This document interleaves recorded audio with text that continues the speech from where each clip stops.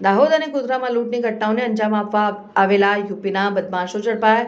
Limbdi ગામેથી bike ચોરી થતા આરોપીઓ ઝડપાતા ભાંડો ફૂટ્યો। દાહોદ શહેરમાં ભાડાના મકાનમાં રહેતા હતા યુપીના બદમાશો લીંબડી પોલીસે ઝડપી લેતા એલસીબી પોલીસે તેમની પાસેથી હાથ બનાવટના હથિયારો જપ્ત કર્યા છે।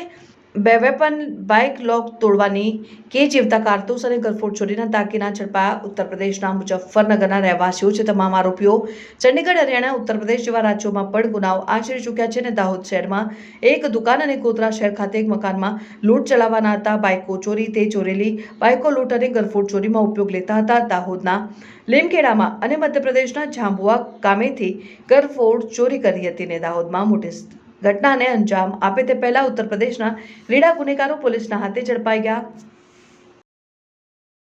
દાહોદ જિલ્લાના લીંબડી પોલીસ સ્ટેશન ખાતેથી એક બાઇક ચોરીની ઘટના બનેલી હતી। એ બાઇક ચોરીની ઘટનાના આધારે સીસીટીવી ફૂટેજ અને નેત્રમ જે છે એના ENPR ટેકનોલોજીથી લીંબડી પોલીસે ટ્રેક કરી રહી હતી। એ દરમિયાન પોલીસના ધ્યાનમાં આવ્યું કે એ બાઇક દાહોદ શહેરમાં આવે છે અને દાહોદ શહેરથી પાછું જવાની બાતમી પ્રાપ્ત થતાં મીરાખેડી આઉટપોસ્ટ વિસ્તારમાં પીઆઈ રાજપૂત અને એમની ટીમ એની વોચમાં હોય છે। એ દરમિયાન બાઇક આવે છે। બાઇકને ઊભું રખાવતા બાઇક ચાલક જે હતા શાહરૂન અને નાસિર નામના છે।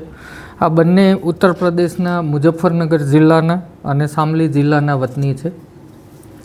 એમને ઊભું રાખી ચેક કરતાં બાઇક ચોરીનું હોવાની કબૂલાત કરેલ અને એમની પાસેથી એક હાથ બનાવટની પિસ્ટલ અને રાઉન્ડ પ્રાપ્ત થયા।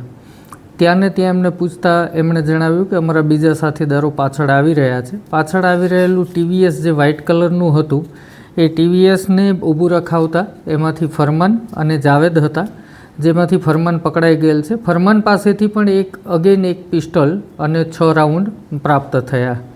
ત્યારબાદ આરોપીની સઘન પૂછપરછ કરતાં તેઓએ કબૂલાત કરેલ કે મધ્યપ્રદેશના ઝાબુઆ જિલ્લા ખાતે તે લોકોએ ગરફોડ ચોરી કરેલી। આ TVS બાઇક જે છે એ મધ્યપ્રદેશમાંથી ચોરેલું। આ ઉપરાંત દાહોદ જિલ્લાના લીમખેડા ખાતે પણ ગરફોડ ચોરી કરેલી અને આ લોકો ખૂબ રીઢા ગુનેગારો છે। જે જાવેદ નામનો આરોપી જે છે મુઝફ્ફરનગરનો, આ લોકો અને શાહરૂન જે પકડાયા છે, આ લોકો ચંદીગઢ, હરિયાણા, ઉત્તર પ્રદેશ આ તમામ વિસ્તારમાં ગુનાઓને અંજામ આપી ચૂક્યા છે। જાવેદ 5 વખત જેલમાં પણ જઈ આવ્યો છે અને ચંદીગઢમાં થતી ગરફોડ ચોરીઓ, લૂંટ અને એક બહુ ગંભીર ઘટના કે એક સિનિયર સિટીઝનને 2 કલાક સુધી ચંદીગઢ ખાતે ઘરમાં રિવોલ્વરની અણીએ ગોંધી રાખી અને ખૂબ મોટી લૂંટ કરેલી હતી। આરોપીઓ અવારનવાર ફાયરિંગની પણ ઘટનાઓને અંજામ આપી ચૂકેલા।